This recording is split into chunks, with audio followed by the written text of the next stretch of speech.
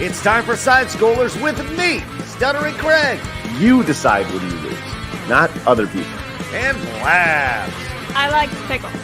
And co-hosted by our friends from around the internet. If you like common sense, hit that thumbs up button and, of course, the subscribe button. And join us Monday through Friday live at 11 a.m. Central Time. And now, broadcasting from our homes, it's time for the #1 gaming and entertainment podcast on God's green earth. It's time for Side Scrollers. 5, 4, 3, 2, 1. Oh, welcome on out to Side Scrollers on YouTube.com and Rumble.com and Twitch.tv and everywhere else on God's green internet. What's going on, everybody? Hi, I'm Stuttering Craig. Welcome to the #1 video game and entertainment podcast on God's green earth. Broadcasting live Monday through Friday at 11 a.m. Central Time on this YouTube channel, hosted by me and Blast is the producer. It's Side Scrollers, and I look really dark today. I look like I'm in a bad movie or something. Hello, Blabs. Good afternoon. Good morning. Good evening. Did you take like a lot of tea and caffeine or something? No caffeine yet today. None yet today. But it's coming. Do I want to talk about the caffeine? Yeah. No, the fact that you're going whoop, whoop, in like 5 seconds. Look at how dark I look. I need to bust my lights up. I'm gonna need to get over there and take a break in just a second to get over there. That's ridiculous. You look fine. What are you talking about? I feel like I look super dark. Whatever, you know. It's just me being silly. And as pointed out, I am sitting down today after my 1-day hiatus of standing up. I'll tell you, this is a guy who I bet has tried the stand-up desk. It's a guy who also needs to work on his lighting. It's Short Fat Otaku. Hello, how's it going? Craig. Yes. Craig, I have a bone to pick with you, sir. We're literally 1 second in, and he's got a bone to pick. All right, here we go. The drama's already starting. Listen, here we are. When I was younger and Screw Attack was very young, was a young site, yes, you banned me off your forums. Just to be clear, I didn't ban anybody on our forum. our mods did. So. I was a dumb kid who was trolling too much. It's okay. Oh, listen. Welcome to the internet. Welcome to the internet. Yeah. But I mean, I've been watching you since the beginning. It's great to be here. Well, I'm glad you're here, man. I'm stoked to have you, and we're gonna have a really, really good show. Really good show. Also joining us today, which is really, really fun. I'm very excited about this conversation, and I want to make sure I'm saying your last name right. But former editor-in-chief of Escapist, now co-founder of what is simply being called SecondWind. It's Nick Calandra. Is it Calandra or say it for me? Yeah, you said it right. Calandra. Yes. Yeah. All right. Phonetically. Italian.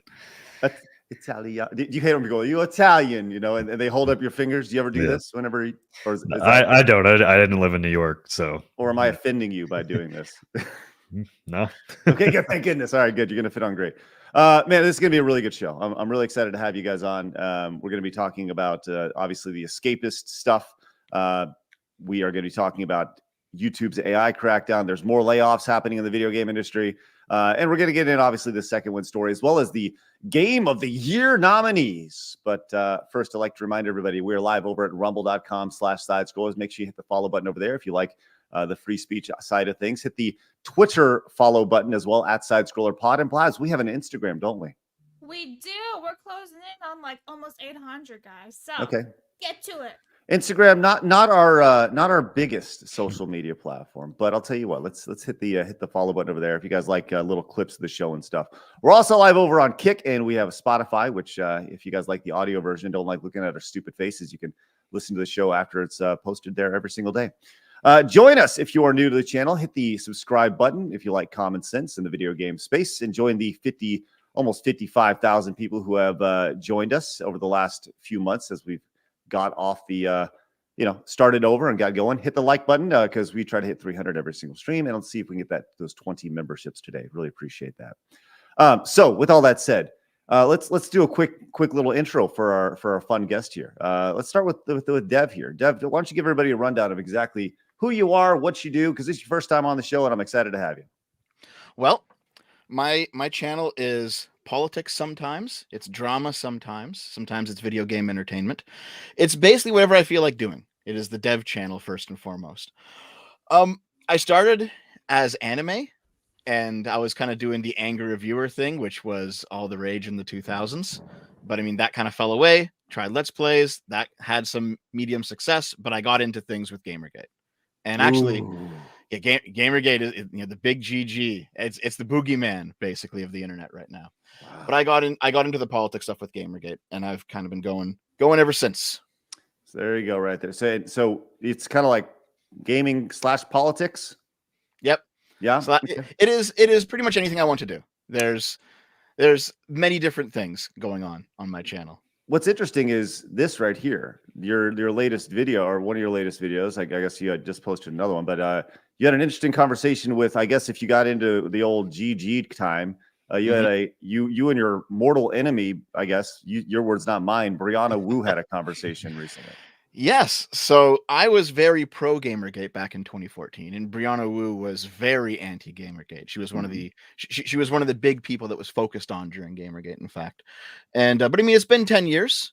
You know, if the angry video game nerd and the irate gamer can come together after 10 years, surely Brianna Wu and I can.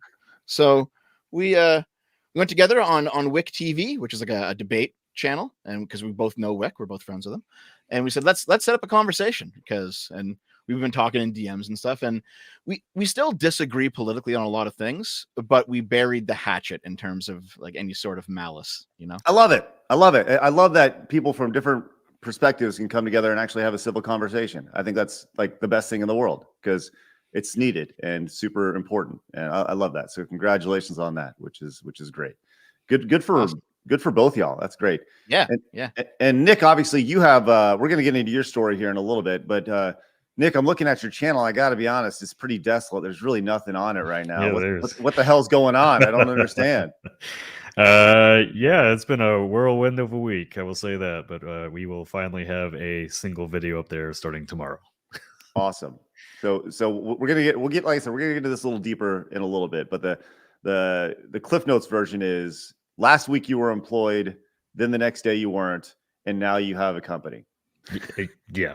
It's been I'm still like I don't think any of our team has like really processed it. We just kind of fired, resigned, whatever, and then we're like right back to it.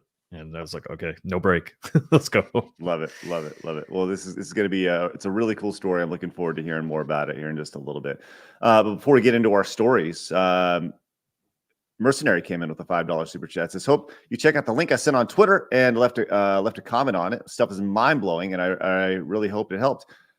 You can resonate with Peter. Thank you, Mercenary. Appreciate that. Greatly appreciate that. If you send it to me on Twitter, chances are I saw it, unless you're blocked, which I don't think you are. Silver Camaro came in with the $5 super chat. Says, oh my God. I don't even know what this is. Dev, what is Silver Camaro talking about? Okay, so there's a lot of my viewers in the chat right now who came over. I advertised the stream earlier today.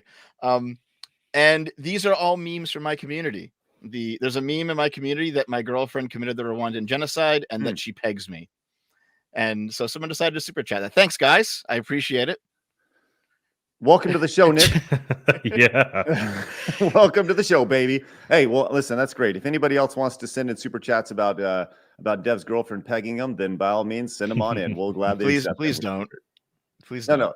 Actually, let's do this. For $50, no. You got to set a minimum on. Don't bet your audience to do something. I've learned that the hard way when I first started streaming. So, oh, here we go. We got another one from Mr. X. It says, Dev, can you please tell quickly how you stopped Phil Fish's career? I owe you a beer. Oh God, do you guys want that story or no? Okay, well, Nick, obviously you know who Phil Fish is, yes? Yeah, and he was what was his game company called? He obviously did Fez. Polytronic. Polytronic. Okay, so give us the rundown. Okay. I'll give you the TLDR version. Yes. Okay, so during Gamergate, there was a large swath of people who were just interested in harassing others, which is no good. But there also was a large swath of people who were actually interested in ethics. I was on the ethics side of it. And my big discovery, the big video that I put out during Gamergate, was that I discovered that the people who donated to Phil Fish's company, Polytron, or is it Polytronic? One of the two. Mm-hmm. Polytron, either way. They were also the judges at the IGF that awarded his game of the year. Oh, wow. And that was back in, I think, 2012. That sounds very... That was a story. Yeah, that was a story that I broke. And my channel had like 5,000 subs, so it did get seen by a lot of people, but it didn't really blow up because my channel was really small. But I did learn as my channel got bigger through back channels and people in the industry that a lot of people, after they saw that video, they didn't want to work with Phil Fish anymore, and he kind of slowly phased out. So What's he that's been the doing? TLDR. Like, He's doing nothing. oh, He's doing nothing right now. Yeah, Is he living off the Fez money? I guess. Well, good for him, man. I mean, I know it was a huge game. Sold like millions of copies. So, like, It was a good game too. Yeah. Yeah, Even though like Phil Fish himself is kind of an asshole and what he did isn't great ethically, it was still a good game. Well, that'd be a great guy to have on the show sometime to kind of get caught up on what the hell Phil Fish is doing. Blabs, write him down. Let's get Phil Fish on the show. See what he's doing with all that Fez money, which is good. All right. And look at this. Hey, Geldon Yedich came in and says, I was supporting the Escapist creators before it was cool. I'm really happy they were able to start SecondWind and stick it to the man in the process. Love that. I can't wait to get to that story because once again, sticking it to the man is what we're all about, which is great. All right, well, let's get into it. Guys, I don't know if you realize this, but it's time for my favorite segment, your favorite segment, everybody in the world's favorite segment. It's time for hard news. Wait, where's the new intro? Is this it? This is it. We just have a new intro. This is it. This is hard news. And I'm looking through all our assets, and You fucked it up. it up. I know, Blabs. That's okay.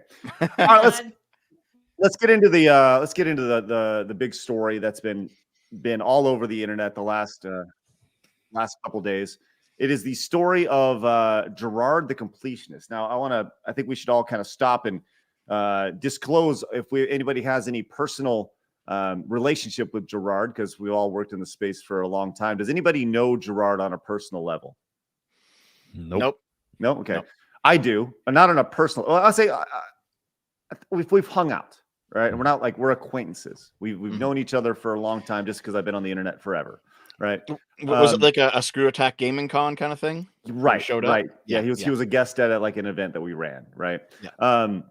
So we'll start there. So full disclosure, and by the way, Gerard has always been like the nicest guy in the world to me. So just want to put that out there. But he has been in the center of some controversy as over the last day or so.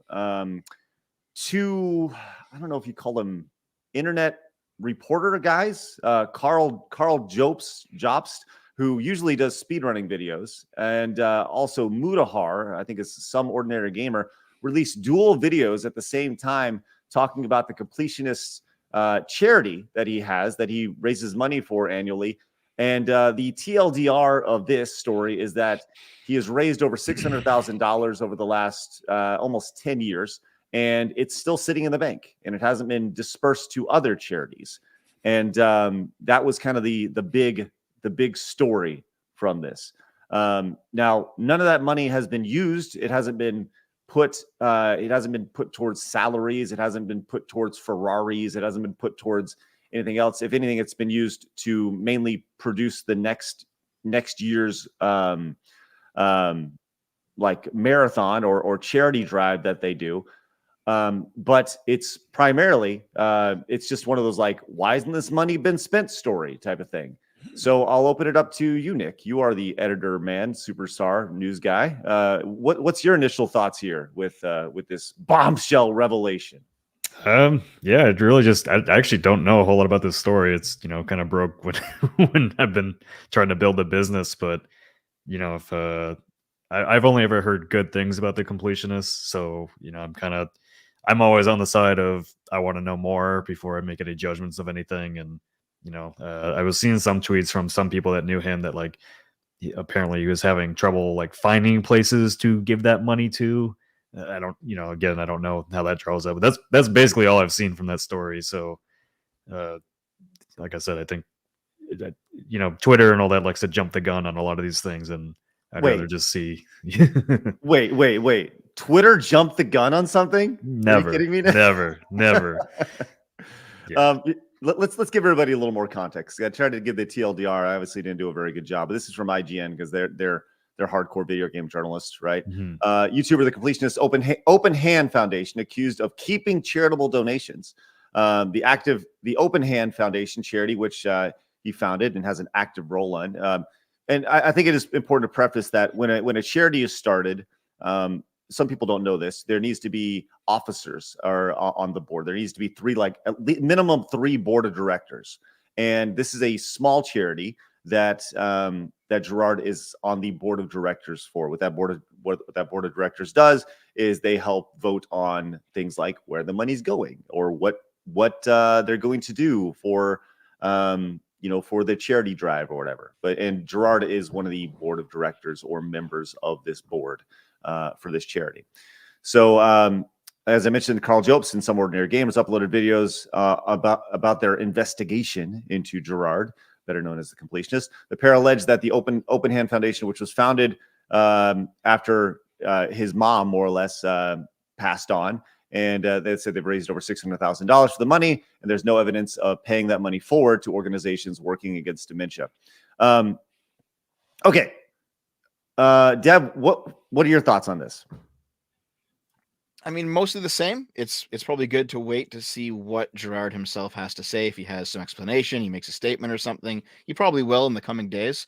I've seen a lot of the memes though. Like there was that one video that Gerard put out where he's holding up, I think, the 3DS and the Wii U gamepad, right, with like 5-figure numbers on the front of them saying, "I bought every single game on the eShop before it went down," and now, a couple years later, everyone's saying this is a pretty bad look, considering that you're sitting on $600,000. I mean, there's no evidence that that's where the money actually went, but it does look bad, right? And it makes for some pretty funny jokes. But it's one of those things where, maybe it is actually the case that he couldn't find a worthwhile charity yet, and he's just waiting. But I mean, 10 years is a long time to wait. Yeah, I mean, that's a lot of money to sit on to not do anything with. That's interesting.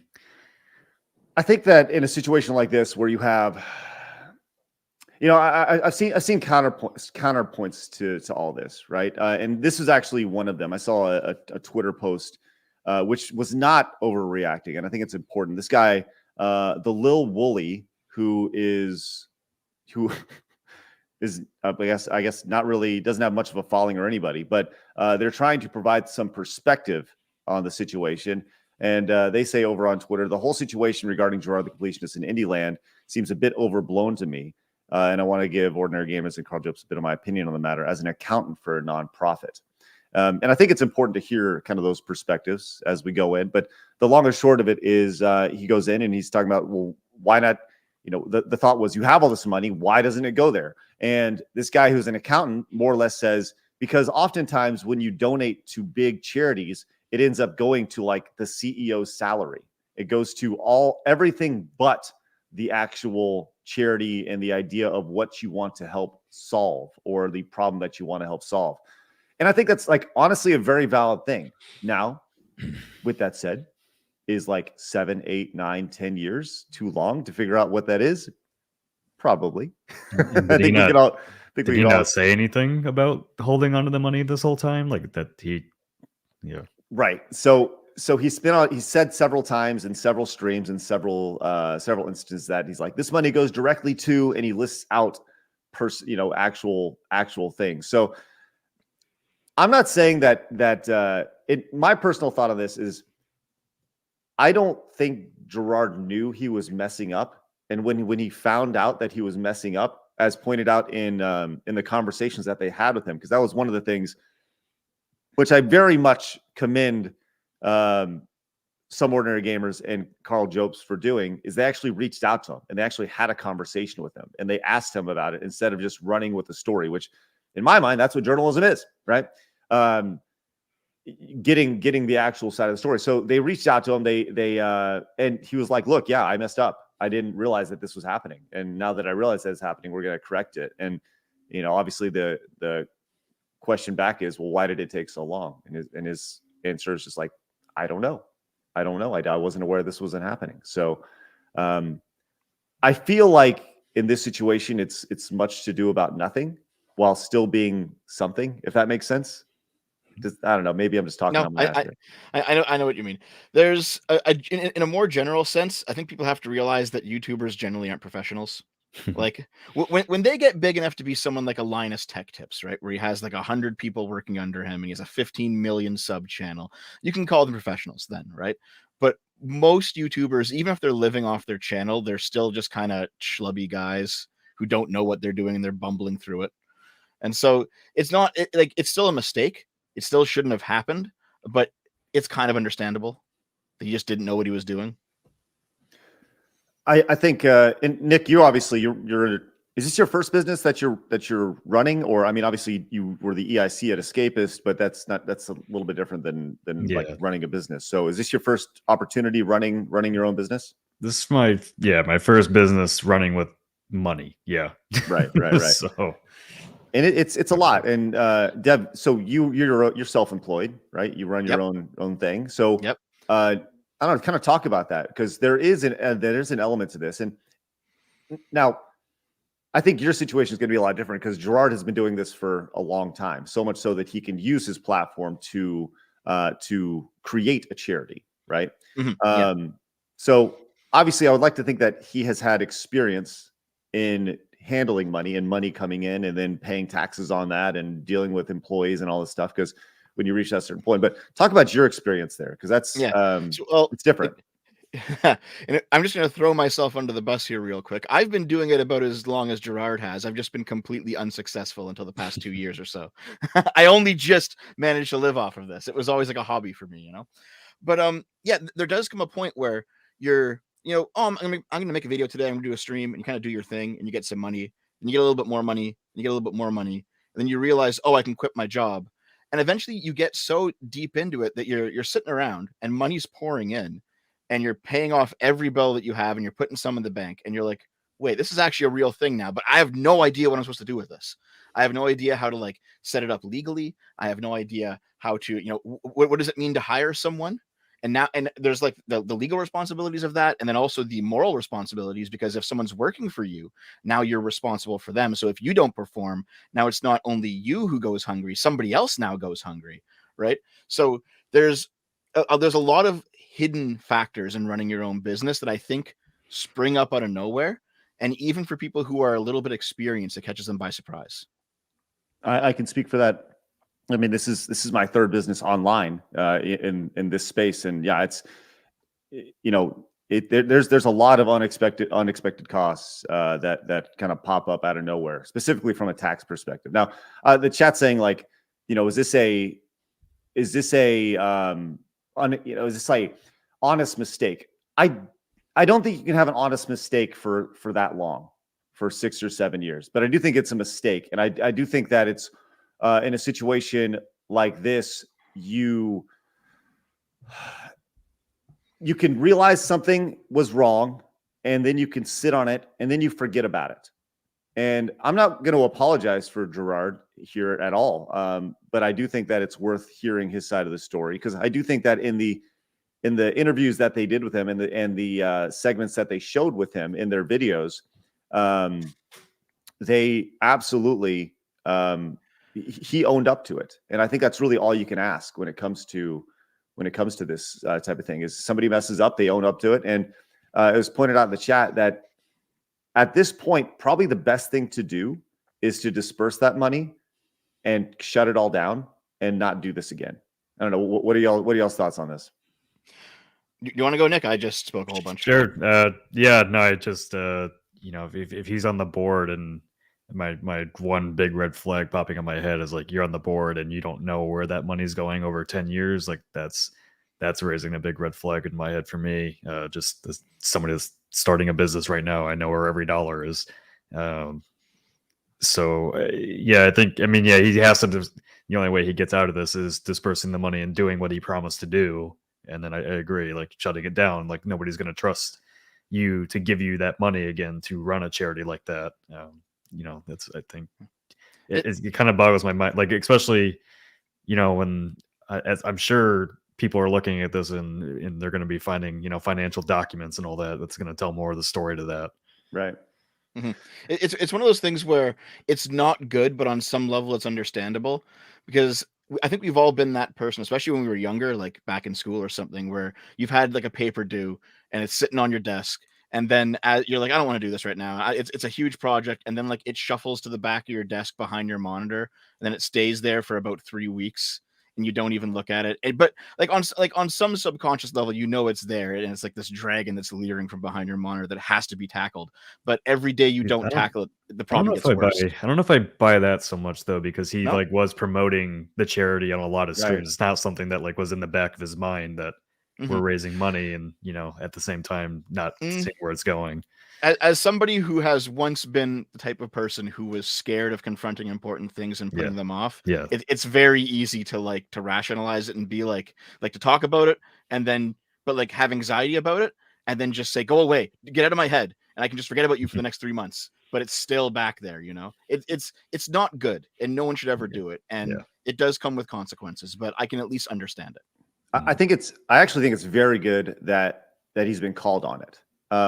Yes. And to kind of further compound, or to kind of play devil's advocate to what you were saying, Dev, I understand what you're saying as far as, many people in this game are not business owners, but they're thrust into the idea of being a business owner.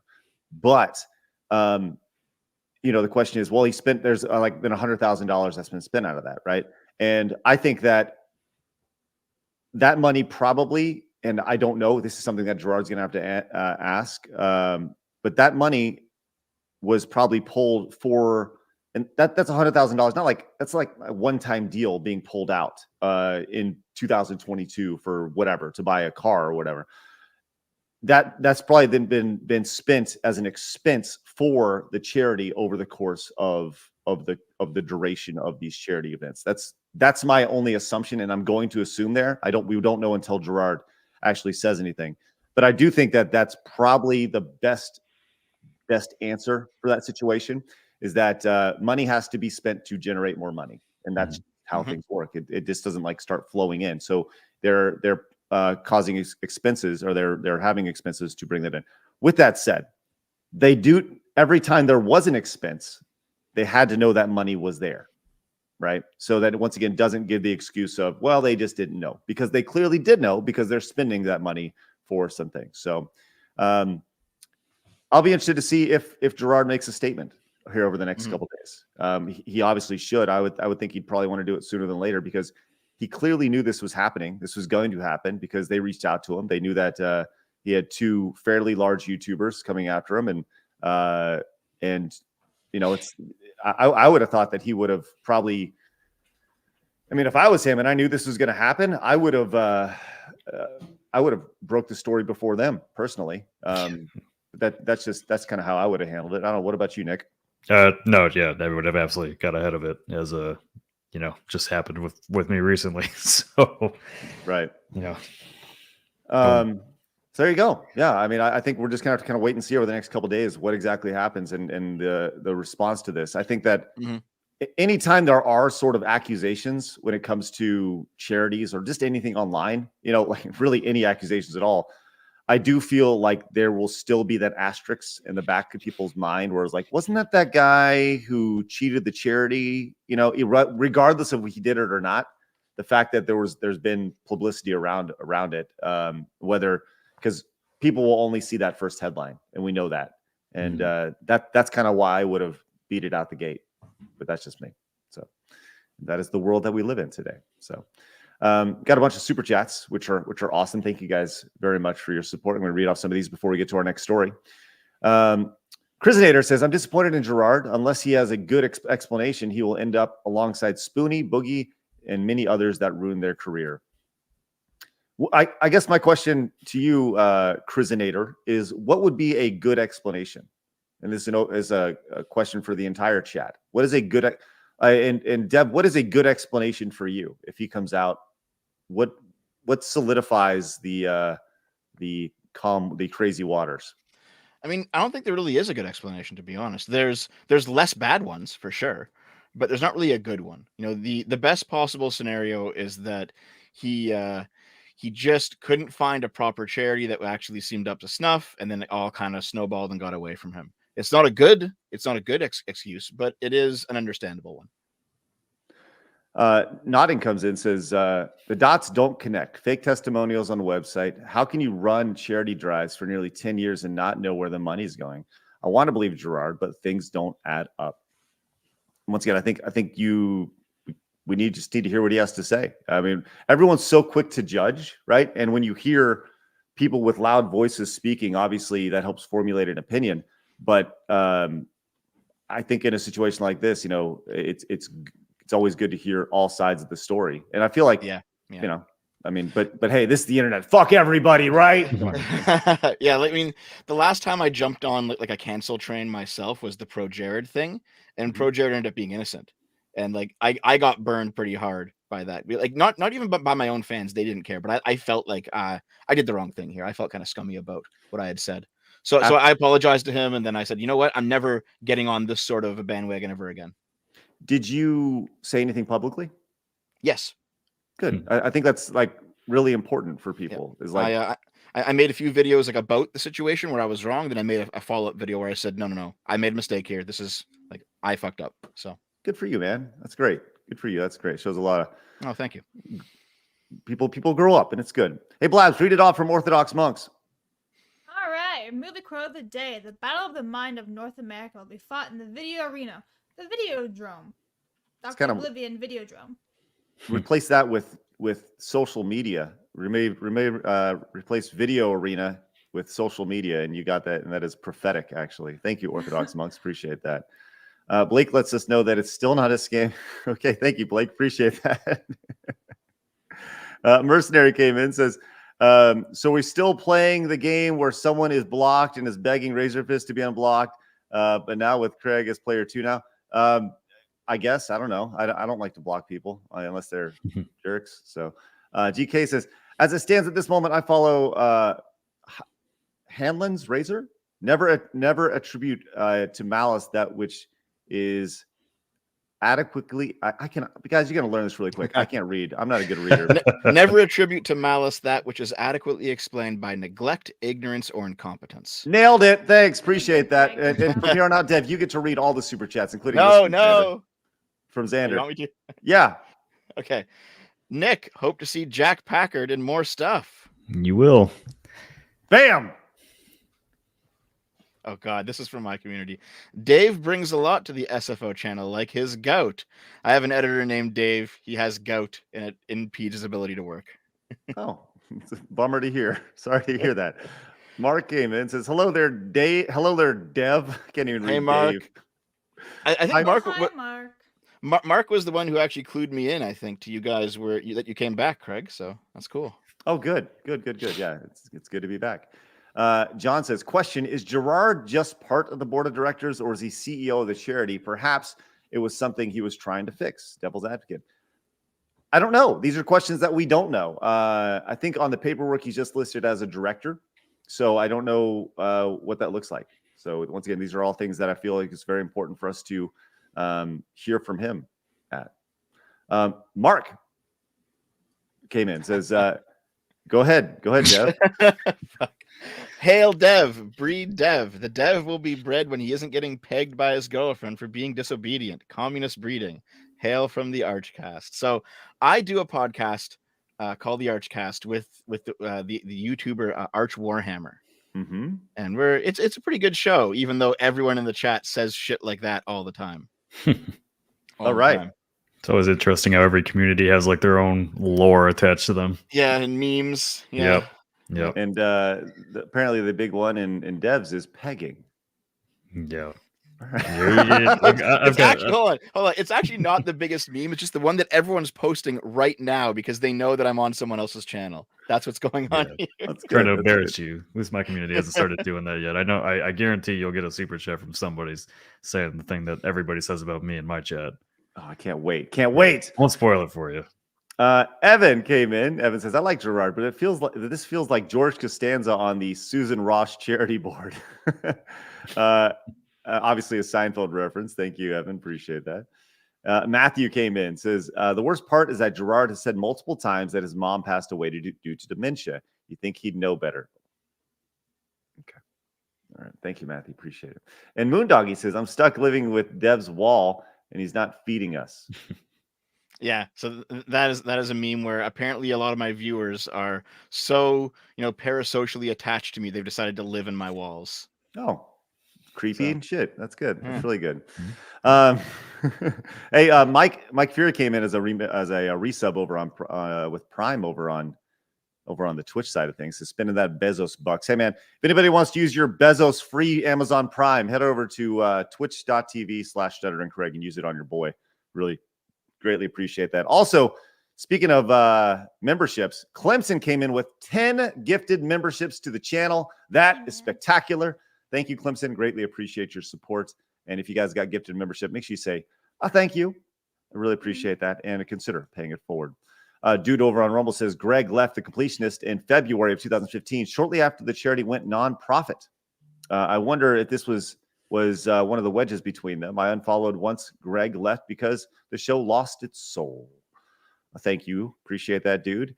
And Kratos El Gratos gets placed on the bottom banner with a $69 Rumble rant. Says, I only $69 for the Craig charity. Let's go. You get the $69 side scrolling on the bottom. We'll keep that up for a little bit. Thank you so much, Kratos El Gratos. You're there. Once again, the $69 direct donation gets placed on the bottom banner right there. Scrolling God from damn left it. to right. I just saw the super chat pop up. I knew it was coming. I knew it. Oh, I is shouldn't it- have said anything. I walked right into it. Are your memes coming in now? Yeah. Yep. Yeah. I knew it. Is it this one right here, which you'd like to read? Gilden, I took $2. Says, okay then. Nick likes poo poo. And what about these? Tell us more, Nick. I literally do not know where the whole poo poo thing came from. They have different stories all the time, but I do have a thing for getting people with these nuts jokes a lot on our channel. Specifically, the very first stream last night that Casey and Jesse were on, two of our freelancers. I learned on Coffee that I can send in my own sounds for when somebody makes a donation. And so I went and found a D's Nuts joke. And when somebody made a donation, it came up on stream. And KC was very confused how that got in there. Good for you. Everybody, listen, if you don't like D's Nuts or your mama jokes, then I'm then quite what the hell? What are I'm we quite even the doing? jokes here on our channel. What have we been doing? Sub came in as a Prime member for 3 months. So did VCam for 31 months. Says, good morning, everyone. Appreciate that. Orthodox Monk says, ban me, Craig. I dare you. Take shirt off. I've been to heaven. Do you want to test God? Listen, Orthodox Monks. Nobody wants to test you, friend. And Dan came in with a 5. Says, I like Gerard. Whatever I'm hearing, the charity money.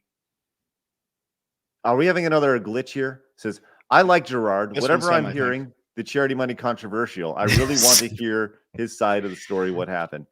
I think you forgot half your sentence there. Yeah. I agree, Dan. Thank you very much. Dan came in with a glitch a couple days ago as well.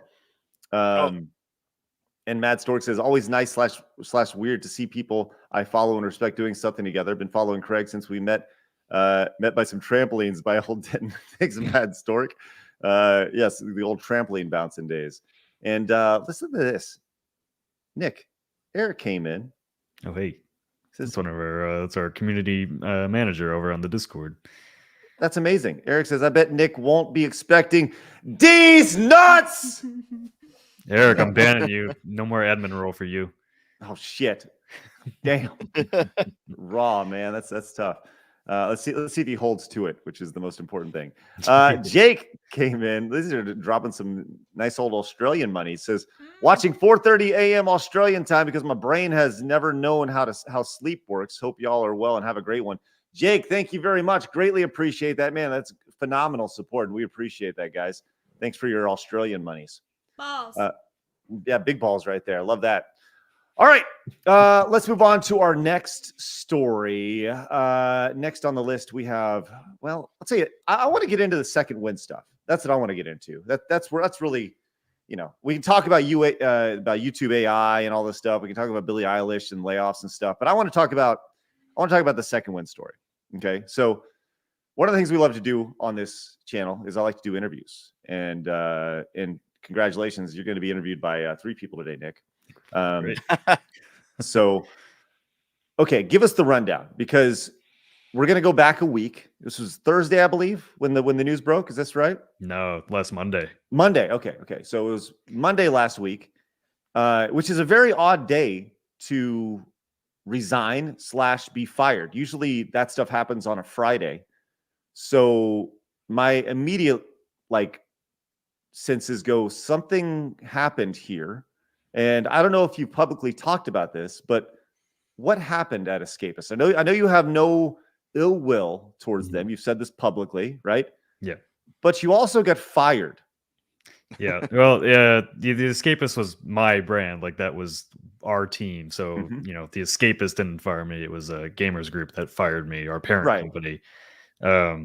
But yeah, it's kind of just the story old as time is corporate media, infinite growth. And, when you pair that with people that are actually creative and talented and want to like just create things that people enjoy and not worry about doing 10 million views on it, you're always kind of you're running in parallel, I guess, with what the corporation wants.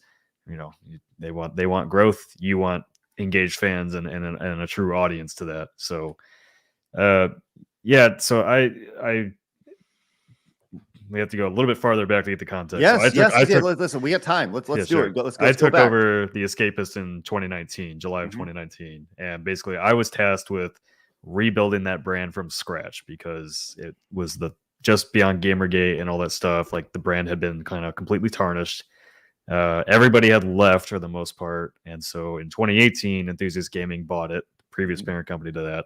And they put in Russ Pitts as the They put in- EIC, correct? Yeah, they put in Russ Pitts, and he brought back a lot of people that had kind of built the Escapist up. He was trying to kind of make a 2.0 version of what he had started. Mhm. And it just didn't work out. It kind of came into the same realm that a lot of sites were at the same time, where very kind of heated articles about politics and stuff like that. And like I think people just wanted a space to go talk about video games and movies and TV and not get into all of that. And what I mean by that is like not cover politics at all, but like a lot of times you can read websites and all that, you feel like you're being talked down to. I'm not really learning anything. I'm just getting kind of somebody's blog thoughts into my feed. And when we started my version of the Escapist, like our 3 core pillars were interesting, informative, and fun. And so I'd always told my writers or my video people, like, you can talk about politics as much as you want. Just make it interesting so people actually listen to you and don't just get immediately mad at you. And so I basically had to start building up a team from scratch because Yahtzee, had the channel on his shoulders and everything. And let me tell you, somebody from the Midwest that had run only my sites with a few thousand people that were interested in it, going from that to a community of 1.2 million is kind of terrifying. Because especially Yahtzee's audience, because like they had by that point, he had been doing it for 11 years and that's all they wanted. That's all they wanted was Yahtzee. And anybody coming in to mess with that or touch it or do anything with that is like they're against you immediately. Right. And to be clear, like a lot of people, with Screw Attack, there's a lot of parallels here, right? Because with Screw Attack back like long time ago, we worked with the Angry Video Game Nerd, and he's obviously has his hardcore audience, right? And with us, he was on our site for a long time, and there was this very much like, if it's not James, fuck off mentality, right? Yep. And I would imagine that's probably a roadblock that you ran into with people who were like, well, you're not Yahtzee. I don't like you, and this is the only thing that I want. Did you ever feel like there was almost too much pressure working with that audience, and that you weren't gonna be able to kind of turn the ship? Yeah, I mean at the start for sure, but I kind of came out right away and I started using the YouTube community tab to basically lay out my plans, make everything really crystal clear. Like I am not touching zero punctuation. You don't have to worry about that. My only goal is to introduce you to some new creators and introduce new shows and do some cool stuff. And that's really about it. And so as I got into the role, like I became known for being very open and honest with the audience about how things were going and what we wanted to do. And so people started to like turn on, in my favor for over a while. Like one of the first things we did was the first time I ever worked with Yahtzee was taking him to E3 for his first time. And as Yahtzee rails on E3, that was a very fun experience where I'm like, oh man, this guy's gonna hate me. I'm making him go to E3.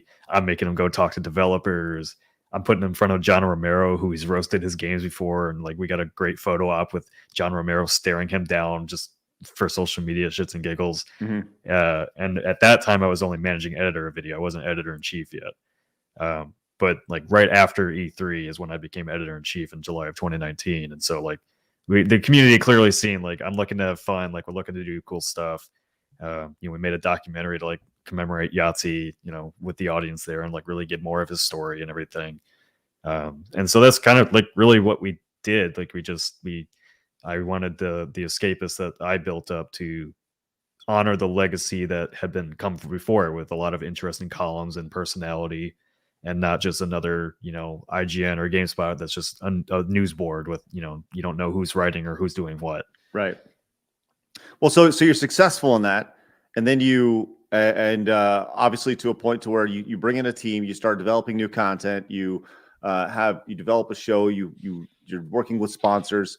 So fast forward, let's in the interest of time, Sure. we are it's a week ago. Yeah. So what was the a year ago, like almost a year ago to the like 2 weeks ago was the year ago that we got sold from Enthusiast Gaming to Gamers, which I also found out about on Twitter. It was not fun. I had just bought a house 3 months before that. I'm like, oh fuck, like what's happening?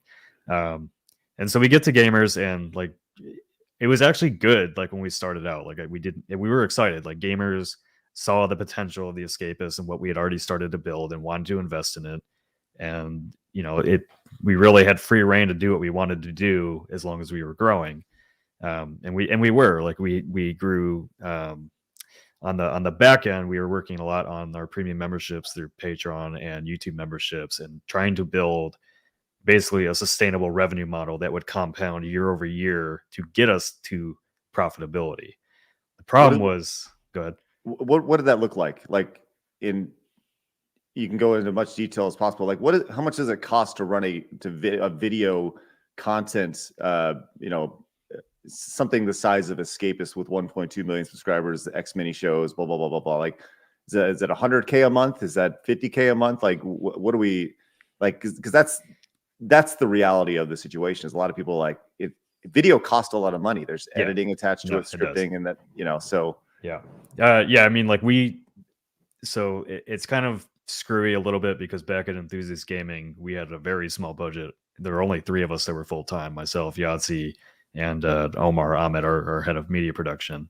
And other people were very, very much underpaid for their talent back at EG. So, I mean, like we were working with like maybe $40,000 to $50,000 a month to get all that out. And of course, Yahtzee makes the lion's share of that as the head talent. So we really didn't have a lot to work with. We just kind of made it work. So then we get sold to Gamers, and I had warned them at the start that like we had caught up to our costs back at EG through our memberships and live streams and all that stuff, bringing in lots of super chats. And I warned them that I said, like, you want us to grow, but we have to be careful about how we invest, because if you invest too much too quickly, I have to play catch up. And I know where that leads. It led to last Monday, right? Mm-hmm. So they wanted us to grow fast. They wanted us to, expand our show lineup and grow and grow and grow. And so we made the hires that we needed. Well, not even that. So for 6 months, they brought in a manager that was above me, and basically an older guy, really had no idea what he was doing, and basically set us back 6 months. Where I had sponsors and deals and all that I was trying to bring in, and they were just getting shot down because they weren't enough money. And I'm like, any money's good money right now. I got to get profitable. Right. Especially in today's landscape, it's very hard to generate that stuff. Yeah.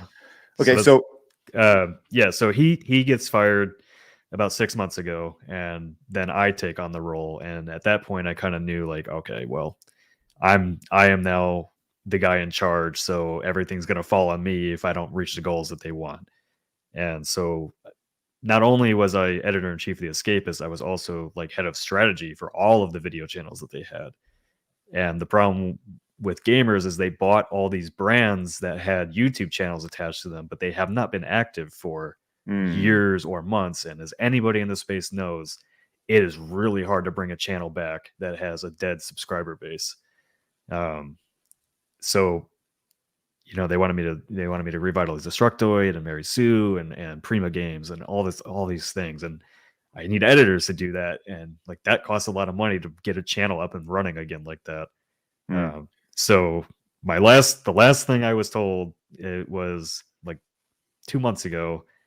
We had just launched a couple new shows like the Stuff of Legends. We just and that show was taking off for us with Frost attached to it.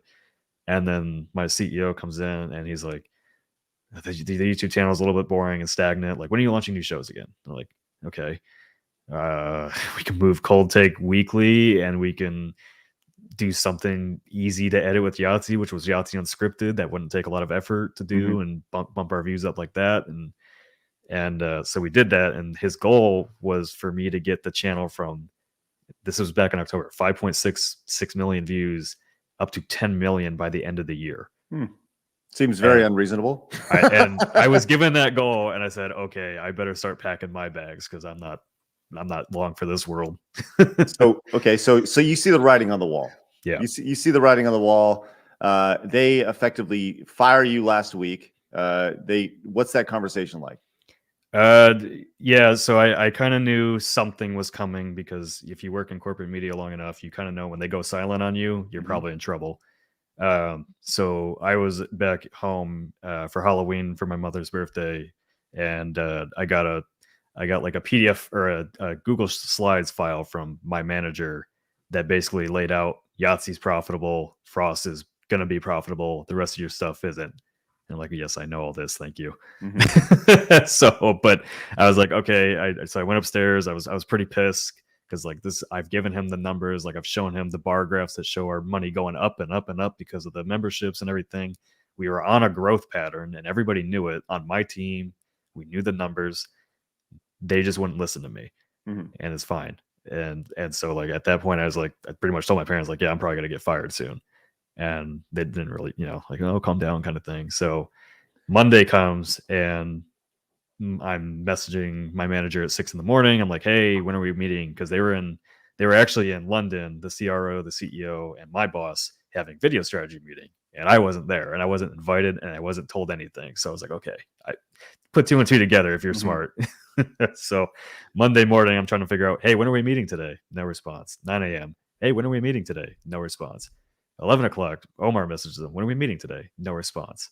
Right. And so by that point, the entire team is kind of up going crazy, like what's happening, like something's coming today. We know it.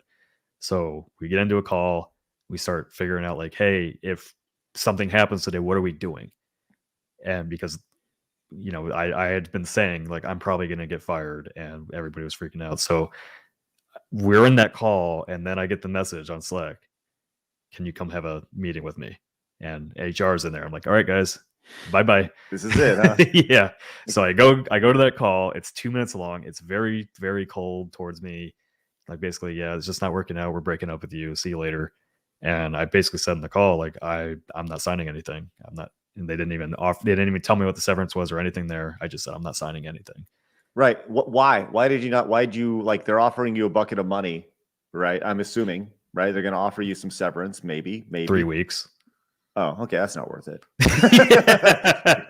Yeah, no, I had decided I wasn't going to sign anything because I just knew I didn't want any, like, I'm an online personality, and I'm very transparent with the Escapist audience already, which was getting me in trouble as it was. I was like, there's no way I'm going to sign something that's going to put legal overhead on me that, if I say something and they're going to come after me for it. And also, like, we knew what we had with the Escapists. Like we knew the numbers. We knew that this audience would follow us if we went somewhere else. I didn't have any idea that this would blow up like this. I just basically, we had decided, basically I got fired. I come back to the call, and then Jack Packard gets the message to come get fired. He's like, okay, see you later. So he goes. And then our newest video editor, Jesse Schwab, gets the call to go get fired. And then Matt Laughlin, our lead editor on Extra Punctuation, gets the call to go get fired. And by that point, we were like, okay, like, what are we doing? Are we staying? Are we going? And everybody just kind of everybody agreed. Like, we're chaos, leaving. Yeah. Yeah, chaos, we're just right? leaving. Yeah. The freelancers, everybody said, we're leaving. We're not doing this without you. And that beyond that, like, I don't really remember much what happened because it's just been it's just been insane. So you got out of your way to be very nice. You say, I don't have anything bad to say about Escapist. But come on, like, dude, like they were clearly disorganized. They clearly had unreasonable expectations. And I mean, when you say Escapist, I mean, I say gamers, right? Yeah. May not have anything bad to say about us. And I'm not asking you to say anything bad about it, but I am saying that like there clearly has to be some resentment towards the way the situation was handled based off of unrealistic expectations, which seems to be something that, as somebody who's worked in corporate games media before and had budgets and all that stuff, it doesn't seem attainable, especially when the vast majority of your business is built around using YouTube as a billboard to promote offsite ways of revenue, right? Whether it's Patreon, whether it's whatever.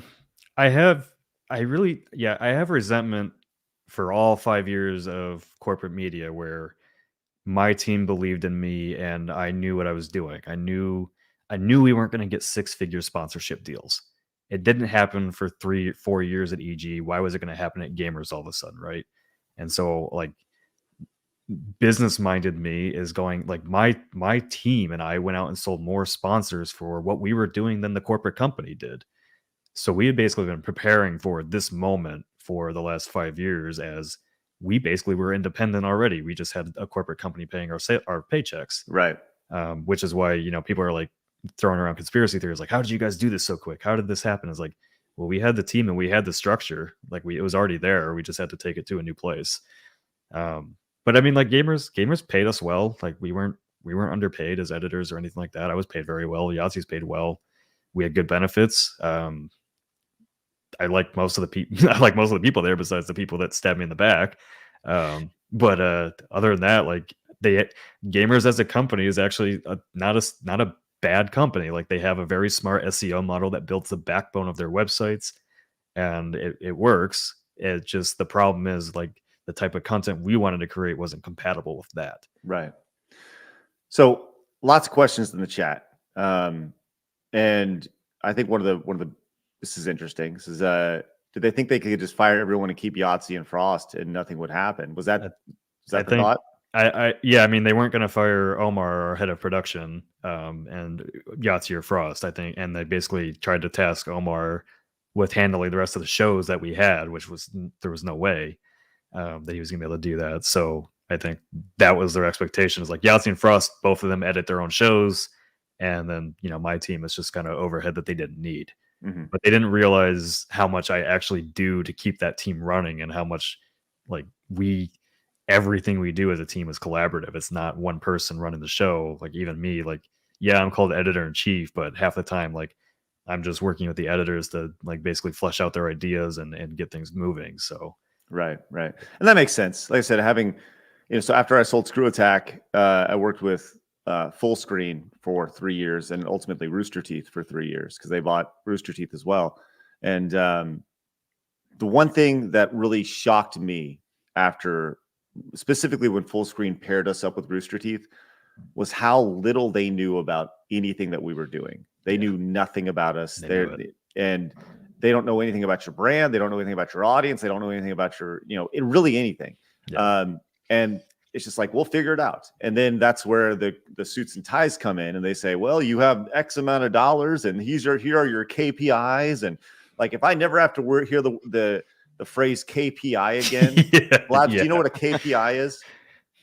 Isn't that something to do about kill streaks? No, Blabs. It's KPI, isn't it? Dev, do you know what a KPI is?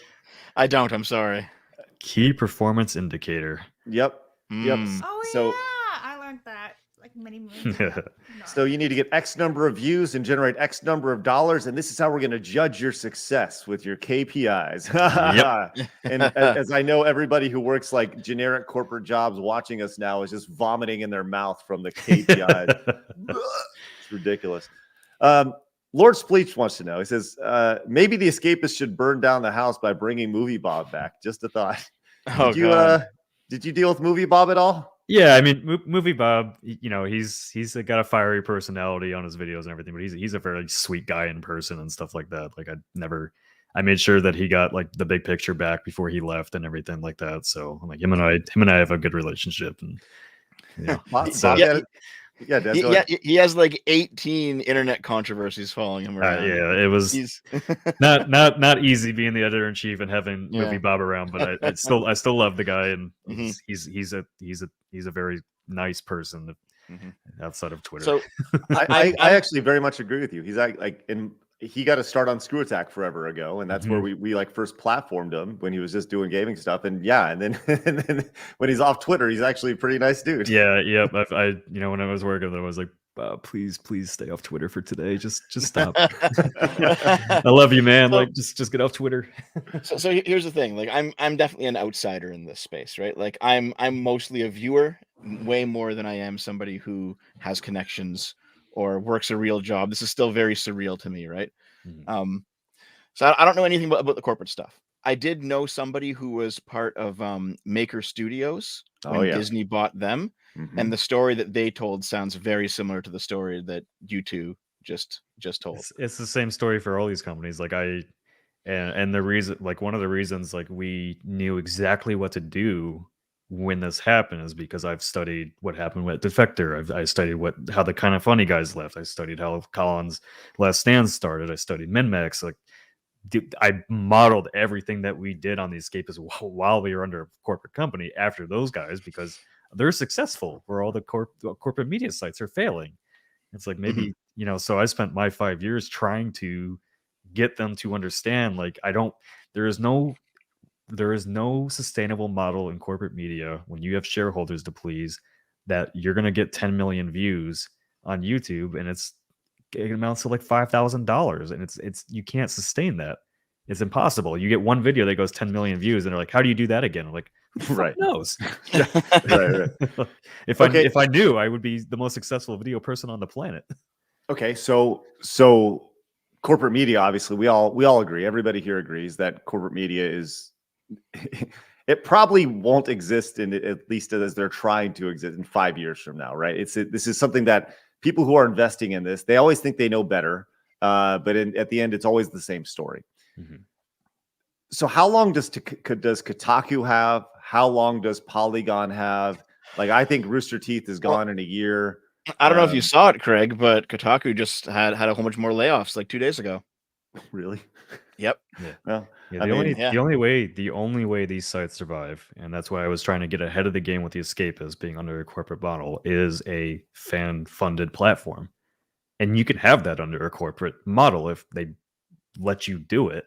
But when you have to make, I don't know what the CEOs pay or my boss's pay or anything was, but I mean, like, when the team that's making the content is being treated as well as the guys that are just coming in with a strategy that makes no sense and, they didn't even pay attention to the content you're making, that's where it fails. right. Yeah, it's one of those things where you basically need the owner with the vision in a sense, right? Because I've been following Yahtzee since before he joined the Escapist. Mhm. And in my own research for this, I did look back into the Escapist history. And I know that you came along after Alex Macris sold the company, right? Mhm. Yeah. Yeah. And he had kind of a fiery personality too, but you could tell he was passionate about it. Like it was a private owner. It wasn't a whole bunch of different owners who own a whole bunch of stock and then they have like a board that then works in their interest. It was one guy who owned it. And for better or worse, at the very least, you knew that one guy, he had a consistent temperament. He had a vision and he wanted to build a company in a certain way. Now, if you disagreed with that's one thing, but at least you could all be on the same page. But when you're dealing with a whole bunch of stockholders and a board, it gets very dicey. Yeah, well, I mean, a lot of these companies, like, especially Enthusiast Gaming, you go look at their investor deck, and it's like, we have an audience of 300 million people across all these sites, and I'm like, no, you have an audience of 300 million clicks, because those are not dedicated audience members paying attention to anything you're doing besides what is on Google. That's not an audience. Okay. Yeah. So Yeah. Can I tell you a quick story about Enthusiast? Because I go back Sure. with Enthusiast as well. Actually, Yeah. probably when you were when you were probably working with them, right? Yeah. Oh yeah. Oh, Yeah. fuck. Yeah. Oh, deja vu. Did were we on calls back in the day? Did We like fucking might have been. We may have been on a call back. It just clicked right now. Yep. Yeah. I remember going and hosting EGLX in Toronto. Okay. I was the host up there, and that was like I remember dealing with is Minash even still? And by the way, this everybody watching, this is so inside baseball. Like most people, we have 1,000 people watching right now. 1,000 people don't care about this, right?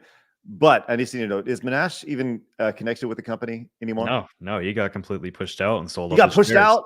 Yeah. Oh no, that was Yeah, it. Like it was his company. Yeah, no, he's off.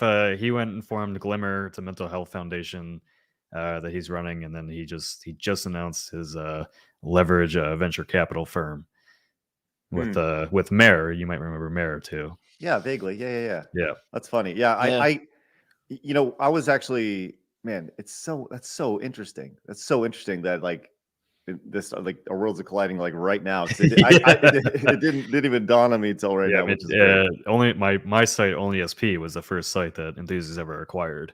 Really? Yeah, so I was around before Enthusiasts even really got going. So Wow, that's like great. there's back in Enthusiast Game, there's only one person left from like our original team, Julie. She's a graphic designer there. She's the last person standing out of all the corporate suits, kicked out all the talent.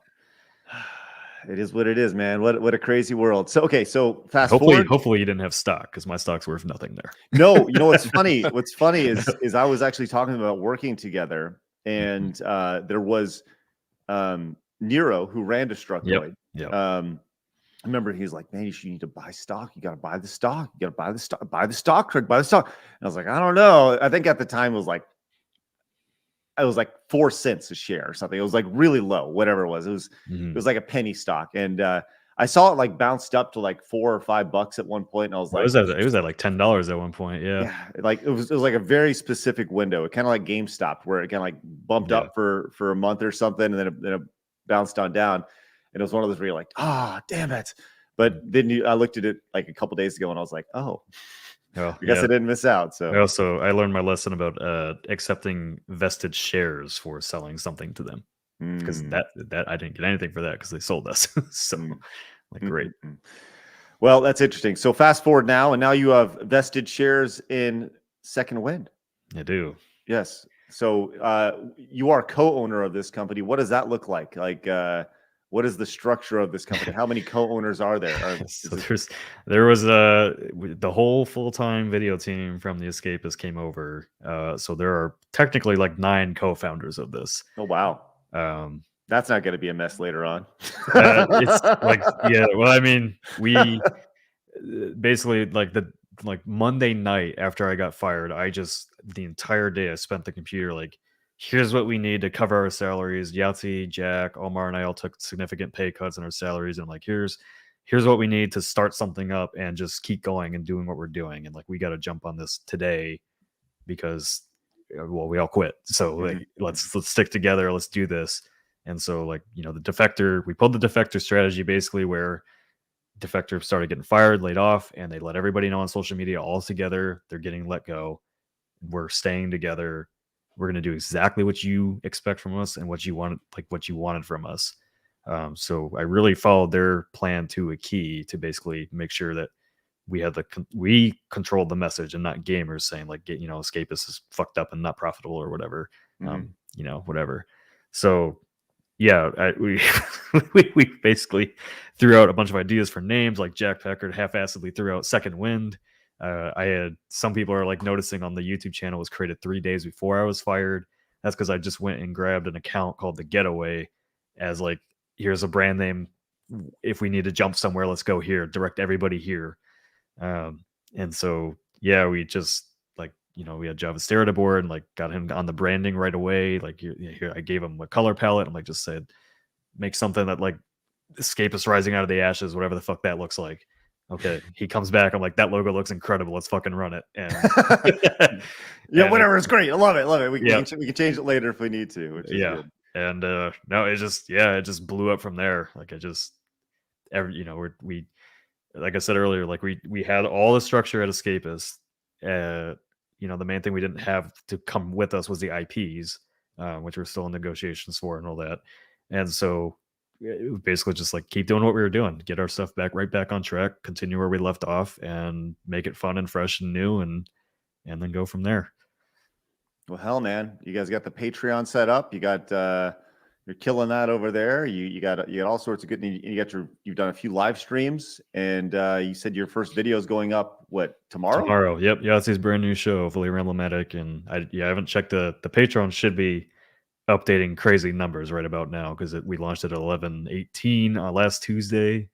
Before I came on the podcast, it was just about to hit 6,000. I don't know what it's at now. 6,000 supporters? No, $6,000. $6,000. Yeah, I don't know what it's at now. I'm guessing it's probably over 10,000. If I went, oh yeah, I guess I can. I'm not hosting the podcast. I can go look. You absolutely, you can do whatever you like, my man. That's great. Well, congratulations. I think it's always a great story to see people kind of split off from the corporate world and kind of go into business for themselves. And I think this is one of those things that you're going to see more and more. I mentioned Rooster Teeth earlier. I think there's a ton of talented people over there that could easily split off, do their own thing, and honestly make way more money. Yeah, well, I kind of hope like what we just did is an inspiration for people to like go get out of the corporate model if you're not being treated right and they're giving you all this stress. And like you would think like this would be the most stressful moment of my entire life because we started a business over a week and I got kicked off the Escapist. I had my brand that I loved, like our entire team loved working there, and have it ripped out from under us like that. But I've actually never felt like more energized and positive and like excited about the future than I am right now. And like I said before we came on the show, the public numbers on Patreon aren't accurate. We just finished the end credits for our videos, and we already had 2,000 people in the credits at the $10 tier. So like we are doing way, way, way, way better than I thought we would be. Suck it, gamers. Let's go. Don't you just want to feel like Homer Simpson getting sucked down doing this on the way down? Like, you do. You do. Come on. I'll have my victory lap after we get our IP back in some way or form. What if you don't? Then we make new shit and we go. So instead of it's really easy to mess with IPs. You can change that stuff super. Well, easy. I mean, like the first episode of Fully Ramblematic came in Monday. We're gonna put up the premiere page right after I'm done with the stream, and I've watched it, and it is the freshest feeling thing I've seen from Yahtzee in years, and it is like you can tell he's passionate about it again, and it just I don't know, it's just got a nice feel to it. I did have to have him take out a crack pipe out of it, though. Have that in there. Why? What? Wait, why'd you have to take a crack pipe out? What the hell's that about? YouTube guidelines won't like that. Fucking YouTube, man. Oh. He came up with an even better idea. I'm not sure if YouTube's gonna like it, but I was like, it's not okay. I'll let you have that one. Fucking hey, that's great, man. Congratulations to you guys. Congratulations to your success. I think it's spectacular to see, and obviously, the more people that separate from the corporate gaming entity, the better everything's going to be. And the sooner we can actually have crack pipes and videos on YouTube, the better everything will be too, which is great. Yeah. So, all right, let's move on to another story. Deb, do we have to? I wanted to ask a bunch of questions. Deb, by all means. I didn't want to interrupt you. You were on a roll, man. I didn't want to interrupt. But I what I do. If you don't mind. Deb, fire away, man. Yeah. Okay. So you're just I just want to. This is the first person that I've ever interacted with. You are the first one I've ever interacted with who's doing a worker co-op model, because I've read about the model a lot, but I've never met someone who's actually doing a worker co-op model. That's basically what you're doing, right? Yeah, Jack Packard's handling a lot of like our business organization stuff, law. Turns out I've known that guy for 5 years. Didn't know he was like a business savvy guy, and he was all of a sudden like, oh yeah, like my wife and I run a couple of companies or businesses, and like I know all these lawyers and stuff. I'm like, okay, I'm glad you can do that because I didn't want to do that. So yeah, we are basically keeping the same org structure that we had. Worker co-op often has like a board of directors that will help make decisions together. Everybody owns an equal share of the company. So that's all stuff we're still figuring out. If it's a worker co-op, then that's what it is. But it might be some type of hybrid of that for us, just because what we had worked, and we don't want to change that up too much. Mm-hmm. And well, it's one of those things where because you're all friends, it probably goes down a lot smoother, right? where Yeah. everything works together. So because I know like one of the big problems on paper with the worker co-op model is if you hire 100 people suddenly, now they all got to co-own with you, and it's like, well, I don't know these guys, but if you're all friends, it works, you know. Yeah. And I guess it's the same thing. Like if someone decided to quit, it's like, well, do you buy back their shares? Like there's a Right. bunch of hiccups, but it's a model that seems to work if you're all friends. And Yeah. so it smooths over, you know. Yeah, and the big thing for us is like we are all just creatives. We're not in this to make $1 million. We're not in this to be ultra profitable. Like we just want to get our salaries back that we had, give people some raises that deserved it that didn't get it back at Gamers or UG, and then just bank the money and be sustainable and just keep doing what we're doing. Yeah. I think honestly that's what a lot of small businesses kind of want to do is like it'd be nice if they blew up, but Mhm. generally it's like, well, I want to hire all my friends and we all have a good life. Yeah. And you know, it's that sort of thing. That's how it is with me. That's probably how it was with you when you started, Craig. Probably something similar. Yeah, no, of course. I mean, I think that's, dealing with 9 people all at one time is and making those decisions is tough. I think you're certainly going to have, roadblocks in that, but I think that's just how business goes sometimes, Yeah. and here's the reality of it, right? You have 9 people with you. In a year from now, 1 or 2 of them may not be there, and that's okay, and in 5 years from now, 4 of them or 5 of them may not be here. Like, and what's going to happen, and I know this from experience, is when somebody leaves, because everybody is publicly known, there will be people who are going to make assumptions about you or Yahtzee or whoever, or the other 8 or 9 or whoever, however many owners there are, and they're going to say you're going to see drama from that. You're horrible people. I liked you better than this. I like, so just know it happens, and it's going to happen. And, like that's just the belly of the beast, unfortunately, when you're dealing with, public companies that people have relationships with, pseudo relationships with, Yeah, So. I might be naive, but I mean, like everybody that's working on this stuff is like excited and jazzed about it all the time, and they had been like, we didn't have any turnover for 5 years at the Escapist. Not a single person left. I hope that's the case, man. I hope Yeah. I hope that you guys are 65 fucking years old and you're all like, that's it, we're done. When you just playing Call of Duty 2020 40, Right. just Yeah, I remember when there was a Russian contributor on the Linus Tech Tips channel, and when he left, he just got another job. He moved on, right? But they couldn't talk about it publicly because of HR reasons. And all the fans who liked him thought it was this massive conspiracy, and everyone's making stuff up. But it's like people just move on sometimes. You know, it's just how it is. Well, It doesn't have to be. That's been the most like shocking thing for me about all of this is like I didn't realize how many people like actually paid attention to what I was doing because like you get a call from your mom after you're fired and like the next day she's like, hey, do you know you're on the BBC? I was like, huh, what? Yeah. Yep.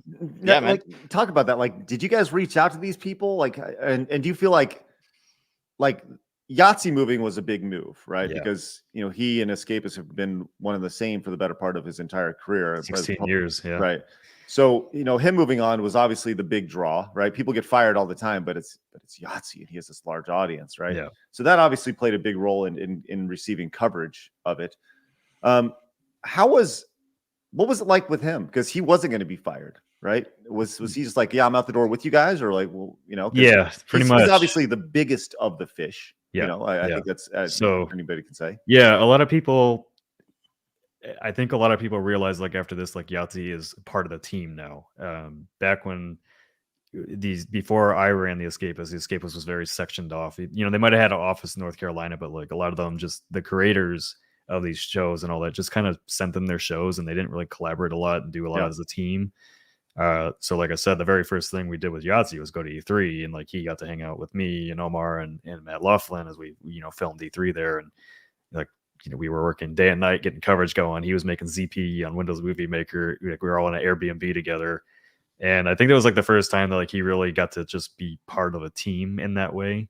And he really softened up over the years. Like he was a little bit shy and antisocial when we came in and all that, and then we worked more and more with him. The Adventures Nice series that we did, the D&D series, he adores that. Like he just loves that working on that show.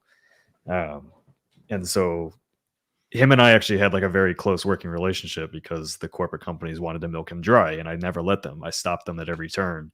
They wanted to sponsor the hell out of Zero Punctuation. I wouldn't let them do it. I'm like, you're going to have the audience revolt on us if we put an ad in front of ZP. And of course, you know, they did it anyway, and I got yelled at for it. So whatever. So when it came time to leave, and you know, we have other interviews I think going out today and stuff like that. It's just he didn't want to be alone again. He didn't want to be left holding up the ship. You know, again, he enjoyed working with us and me, and like I'm a producer on his game now, Starstruck Vagabond.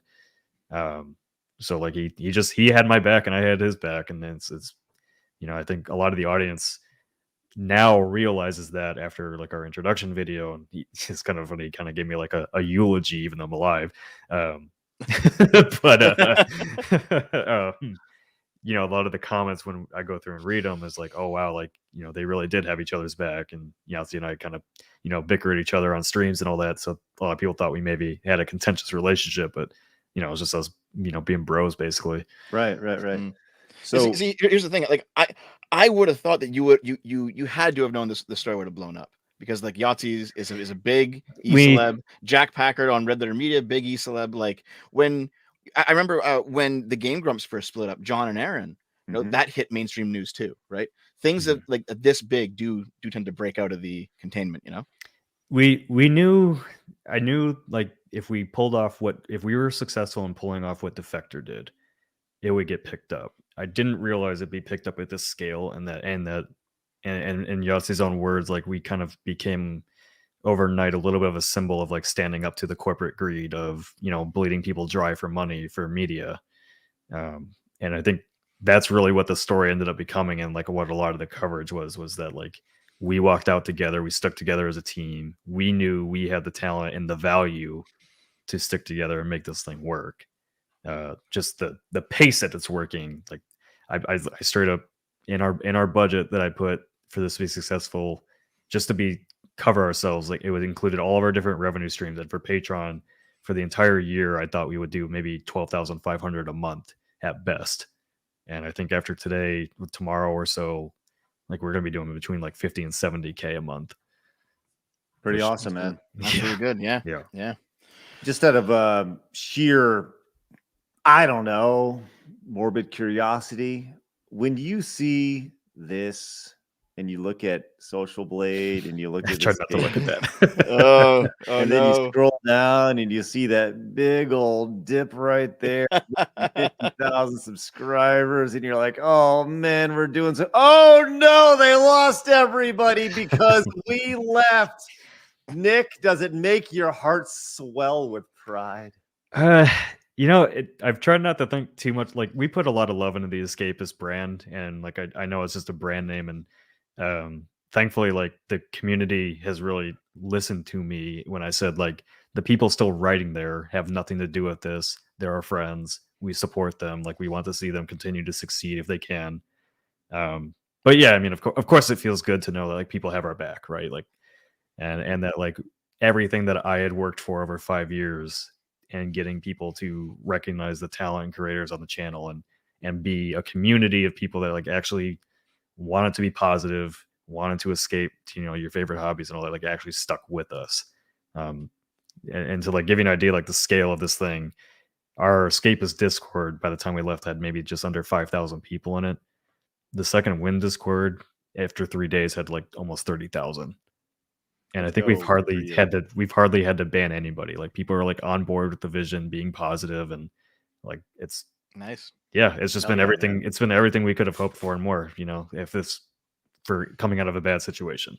That is great to hear. Yeah, the thing is like you probably, if you were just given more time, you probably could have hit their metrics, I think. Yeah, because... no, we were like Cold Take and Stuff of Legends and Yahtzee Unscripted. Like we were boosting our views, and I had fought for like an entire year to get merch going, because people go gaga over Zero Punctuation merch, and they were begging us every day for Adventurers and I plushies and merch and shirts and Cold Take merch and all this stuff. And I kept being told there's no value in that. I'm like, what are you talking about? Right. So I finally get them to agree to it, and I sign a contract with Shark Robot, who is now partnered with us on SecondWind.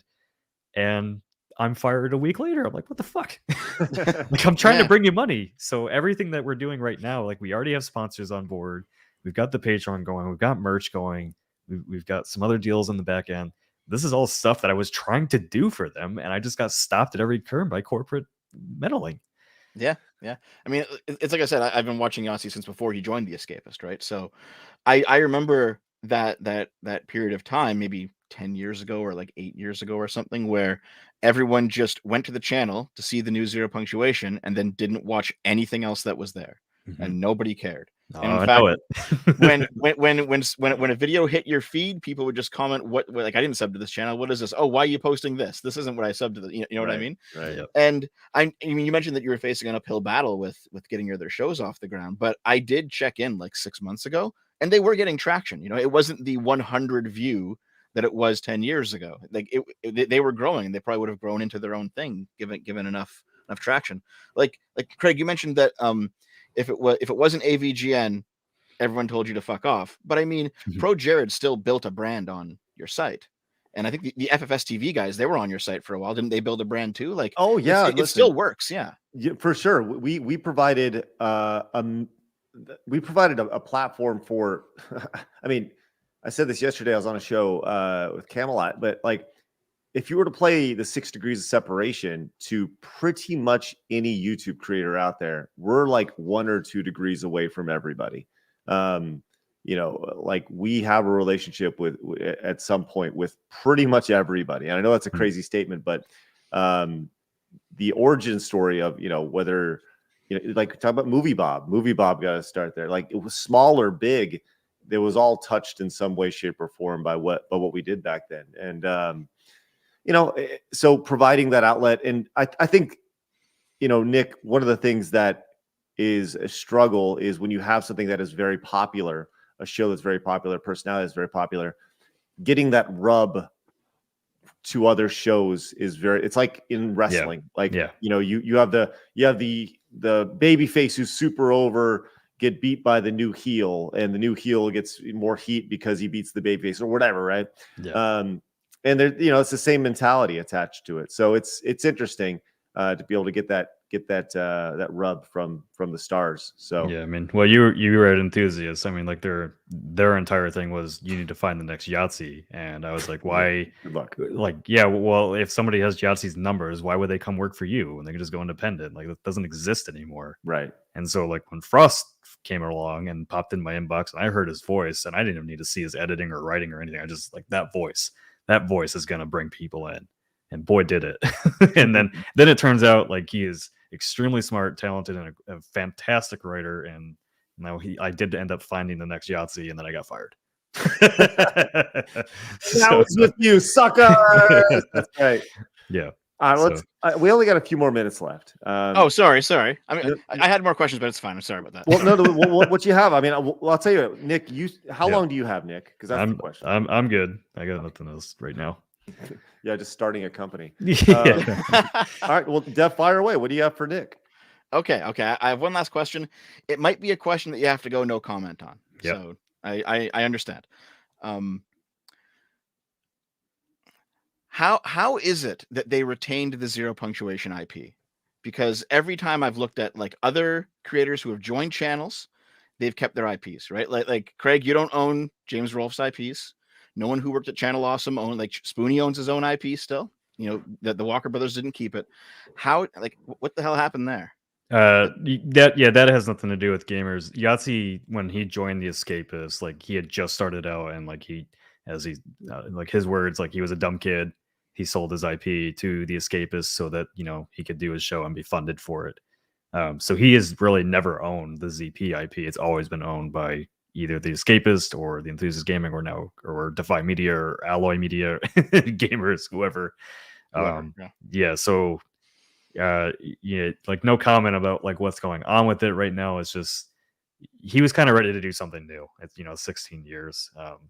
You know. Okay. And so, but what I will say is, like, fully emblematic. Like, people will, if you love ZP, you're gonna love that even more. I think it feels so fresh and fun and new. All you have to do is just change the yellow background to green. You'll be fine. Mm-hmm. Yeah. Well, man, it's exciting. Let's go ahead and get to some of these super chats real quick. Appreciate y'all's support today. Jack came in with the 5. Says, "Hey, all side scrollers, beware of Dev, for he is a communist. Do not trust him." Uh-oh. Yeah, so that's from the Archcast. The guys in the Archcast are significantly more right leaning than me. So the joke is that because I'm politically moderate, I'm a communist. That's the joke. Naturally. And the joke from all those on the left is that you are extremely right wing bigot, right? That's I've heard that a few times too. Yes, of course. Yeah, somebody that is in media and lives in Missouri, I get both sides of that stuff. So, listen, and I'll say this, Nick, there are a lot of people like I left the gaming space entirely several years ago. I retired. I was like, I'm done with the gaming space. And I left, and I actually worked. I had an opportunity to go work for a firearms company. And I've never been a big guns guy, but the idea was, well, we're going to teach people how to be safe with it. I was like, that's a great mission, right? Yeah. And then that company kind of went belly up, and the direction went. So I left, and I stepped back in, and I was like, step back into the game space. I was like, this place is fucking insane. Like the gaming space is fucking insane. And that's like the entire reason why side scrollers exist, because I know that there's way more people out there that are just like, that are looking around going like, what the fuck am I looking at? You know, like they have no idea what's happening online at any point. That's why people ended up loving the Escapist community. Because like I was probably the most active on Twitter out of my entire staff, which is a good thing, because that means like we didn't pay attention to Twitter. It didn't dictate what we wanted to do. We didn't get involved in any controversies over the last 5 years. Nothing. So it's like, not that you know, not that I know of. Yeah, I've seen Reddit posts about me in some places. So I'm like, that's weird. That's a weird conspiracy theory about me. What happened? What did you do, or who did you murder? Oh man, I don't even remember what it was now. It's just something like somebody had like my whole life pegged out, and I was like, huh? Like, I don't even know who the fuck you are. You said peg. Dev knows about that. God damn it. Okay, so the first time I saw somebody just make shit up about me on social media or on a forum, that was like a wild day. I was like, oh, I've actually hit that point now where someone's just going to invent my life for me. Yeah. It's like, it's very strange to see. Oh yeah, first time it happens. Craig, you mentioned before that like you left and came back, right? Mm-hmm. Because my the Gout guy, Dave, my editor, he used to listen to the original version of this podcast religiously every day on the bus to school, and he still listens. He's probably listening right now. But hi Dave. Hi Dave. He said that you've definitely changed a lot since then. Like the direction of the show from the old days has changed quite a bit. Yes. You hear that? You've changed, right?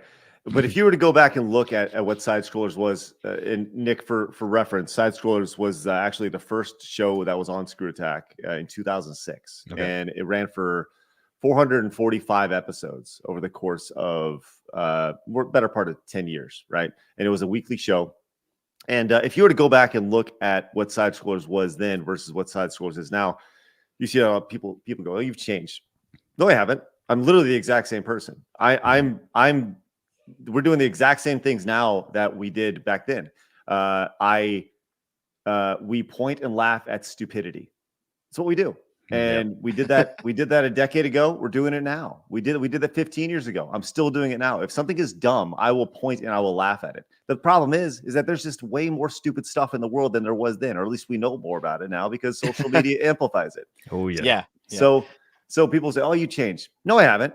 I mean, you might have changed because you've grown up a little bit. I was already a grown-ass man when I started this show. You were probably a kid or a teenager when you started watching. So maybe you changed. Yep. That's for sure. Yeah, just to make you all feel better. I would have been in 6th grade when you started this show. Right. Exactly. And I was 25 right out of college, and but this is the second iteration, right? So, and back then it was a weekly show. Today, and it was a pre-recorded show like podcasts generally are. And we were so early out of the gate from the podcast world that people didn't even know what podcasts were when we were doing them. And now we're doing this is the daily show, every single day, Monday through Friday. So naturally, if we're doing this, if we took the same format that we did from Side Scrollers in 2007 and we're doing that in 2023, like we're doing something wrong. We're doing something very wrong. Are you sure? Because Yahtzee might have something to say about that. Well, Yeah, that's Yahtzee, true. That's true. people come for Yahtzee, man. They, Yeah, they, no, they love that shit. well, here's the thing, though, right? Like, also, from what I did watch a fair amount of Screw Attack content back in the Yeah. day, and I mean, it wasn't overtly political, but there was the occasional like George Bush joke thrown in there or Obama joke thrown in there, right? Because it was just kind of all in I good guess. fun, right? Yeah, I guess. Yeah, we just. Yeah. Yeah, just threw in whatever, right? Because it was funny. But nowadays, if you make a political joke, you have 18 different fucking hashtags and everyone descending down your throat on Twitter, and it's like, gee, Right. Things have definitely changed a lot. For sure. And like, the most fascinating thing about that is going back to that team. Like we never talked politics ever at Screw Attack. I didn't know anybody's political leanings. I still don't talk politics. Like it's not something that I'm really interested in. And I think that if you say, if you identify as a Republican, or you say I'm a Democrat, or this is the only way that I'm going to think, I'm going to lump myself into this group of people, you're probably fucking boring, right? You're probably really boring. So like, how about you think for yourself and not just go along with the current thing? So, and that's goes back to like common sense, man. Like, just don't. The most fascinating thing about like what Nick is doing right now is that's fucking punk rock. That's punk rock, right? Like what we're doing here is punk rock. This is the alternative to the bullshit. This is the alternative to Rooster Teeth. And all the people who are like, oh, it's punk, who thought they were punk rock, are the biggest fucking corporate whores ever, right? and that's what I love about what we're doing here, is that we are the alternative. What I've done my entire career has been the alternative to the bullshit at IGN and the bullshit at Rooster Teeth or whatever. And I know this because I've tasted the shit at Rooster Teeth and at IGN and the corporate media, just like Nick has, because Nick's he's been surrounded by it, and now he knows what not to do. And that's why I know you guys are going to be wildly successful. I've learned 20 times over of what not to do. It was kind of the funniest thing was like I predicted 3 separate times when my managers would be fired, and I was right all 3 times. And then on the phone with my mom about 3 months ago, I said, "Hey, Mom, like if I ever tell you that I'm going to get fired, I'm getting fired." And so, I was home for Halloween. I said, "I'm getting fired." Like, they're like, "No." I was like, I told you, when I say it, I'm gone." Yeah. I mean, I don't have the same type of experience that you two guys have, but I've worked like a lot of grungy blue collar jobs over the course. There's been some construction stuff, some working for the city stuff, doing the jobs that you don't like to watch people do, like pick up your garbage or maintain the parks or whatever. All the behind the scenes jobs that make society look nice. I did a bunch of those over the years, right? And man, the minute I could start doing YouTube full time, it was heaven. It was like, how could anybody possibly take this job for granted and screw it up and corporatize it? You know what I mean? It's like you're ruining one of the best possible things about living in the modern era. When I think about now that I've gone through 2 corporate companies that basically ended the same way, aside from being fired at one and sold by another one, I don't even know why they're in it. It's like it's a frustrating, annoying, fickle business that nobody wants to be at the top. They're just angry all the time that you're not hitting them 100 million views. Like, get out. You don't want anything to do with it. Yeah. I mean, if it's like an individual or like a creative team in charge of a channel, they're just happy to see the steady growth. They're happy to like make the product and like interact with their fans, and they don't need to like. There's probably some metric hitting you have to do as a necessity of the job, but they're not gonna pull their hair out. At least I don't think so anyway. Well, I mean, maybe you are right now because of your current situation, but you know what I mean, though, right? Like, people aren't like, there's not like a corporation that's pressuring you to do a certain thing. It's like you can actually take it at your own pace. I mean, at least for us, like, I always ran the Escapist more like a business than a media thing. Like, I wanted to make sure that we pulled in revenue from all these different sources so that we never relied on just ad revenue, because that is dumb. Well, I would love to hear Blab's thoughts on this, as Blabs hasn't said a word, which is fine. But and we also have a. I was taking out those bots, bro. No, I'm just saying. I saw there were a lot of them in there. Yeah. Yeah. President-elect Pressure 609 says I ain't gonna like until Blab says something. So we need you to say something. Words. There you go. Good job, Blabs. There you go. Well, it's job. very interesting from an outsider's perspective. I will say that, since I know nothing about the corporate life. So I have one last question that I've written down after listening to you guys talk a bit. Have you heard from anybody who's still at the Escapist, like what kind of fire they're currently dealing with? No comment on that. Okay, I I'll understand. say is there hasn't been a statement made yet, and that should tell you all you need to know. Or publicly available, you can go look at the comment sections on any Escapist video. Yeah, And I took a look. Yeah, yeah, I mean it's not good, not good. Not All right. good, not good. I would not want to be in that position dealing with that right now. Is what I would say. I like the Mm. position I'm in right now. Suckers. All right, let's go and get some of these super chats real quick and let you know that John Kanji came in as a brand new Prime member over on Twitch. Thank you so much. And then gifted a membership to J Rome, my boy, over on Twitch. Thank you very much, John. Always a pleasure. Lord Spleech came in as a with the membership earlier. Sparta Chris says, Craig, you said a couple months ago that you've had hot tub streams. You'd have hot tub streams if people sub to your channel. Are you lying about that now, like your badly edited UFO video? Oh, no. Swin. No, I will gladly get in a hot tub one day, but I'm going to hold off that goal You're such an until e-thought. soon. Yeah, I will straight up whore myself out. Wow. Can't wait to do it. Yeah, you shit on women doing that. Listen, I don't have the assets that women do, right? And trust me, this dad bod is not something that is to be desired. I promise you that. Everyone heard that. He says dad butt. I said dad bod, easy. You said dad butt before you said dad bod because I said the word assets. We were talking in our stream the other day about the streamers that make a lot of money sleeping. Yeah. And I was like, that's weird. Oh my god! But see, it's not the streamer that's weird for sleeping. It's the people watching it that are weird. Right? Why would you Why- watch someone sleep? Yeah. So I actually did a sleep stream 5 years ago. And Of course you did. no, follow me on this. And what we Uh-huh. did was we had incentives for the audience to keep you up. So God. so people would donate, and then it would be like you'd hear a baby crying or a loud yell or something, and we had these speakers set up to where like I'd be falling asleep, and it was like, and it's you just like pop up, and it was the most anxiety. It was like the worst few hours ever. It was the most So anxiety. that's fun. That's fun though. Right. The other people are just watching somebody like literally sleep and do nothing. Exactly, and that was the whole idea, was that it was like a game for sure. I don't know if it's a game. That sounds like torture. It was, Yeah. yes. It was a game for the audience for sure. Yeah. The worthy one says, "Hey Craig, as a fellow old school wrestling fan, I got to know who's your Mount Rushmore of wrestlers. Do you guys are you guys into wrestling, Dev, Nick?" Once I realized WWE was fake as a kid, I couldn't do it. I know. Same.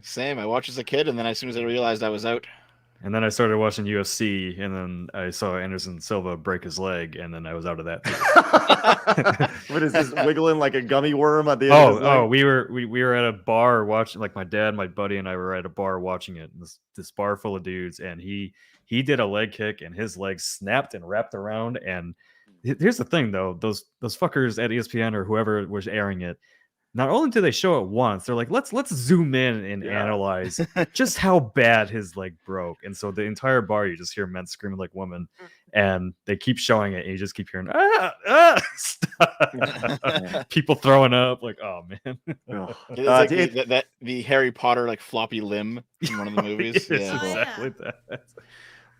The worthy one, to answer your question, my Mount Rushmore of wrestlers would probably be Stone Cold, Rock, Hogan, and probably, this is gonna piss people off, but probably Cena. Probably Cena. Can you imitate him? Who? John Cena? Cena, yeah.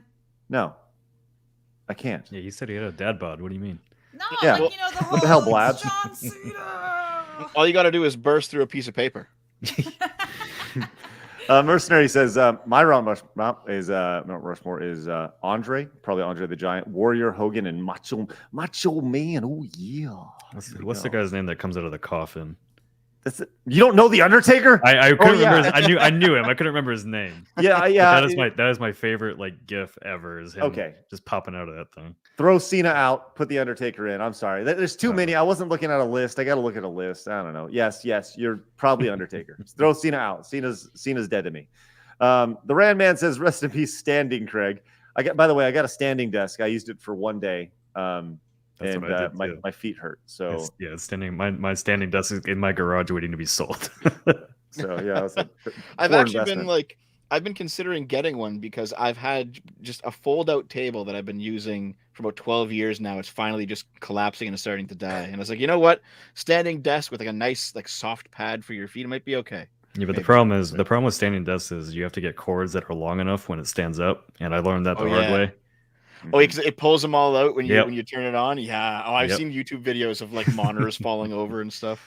Yep. Yeah. Yep. Dude came in and says sometimes when a bunch of suits just tell a bunch of creatives to work together, it does work out. Look at Slipknot. Well, thank you, dude. That's the exception, not the rule. Yeah. And Kratos El Gredo says, having one person with the vision and direction in between the funding source and the team making the product is critical. Nick knows what's up. There you go, Kratos. Appreciate that. And I am not Uncle Wolf came back with that resub over on Twitch for 27 months. Thank you so much. I am not Uncle Wolf. Pleasure to have you in. Okay. Look, man, that was long. Oh, shit. Kratos El Gretos has come in with a $100 Rumble rant. Says, I want to celebrate Nick's and Blab's big balls moment with the song. Blabs, so just so you guys know, when somebody donates $100, Blabs has to sing a song in a very stereotypical accent that will probably offend somebody on Twitter.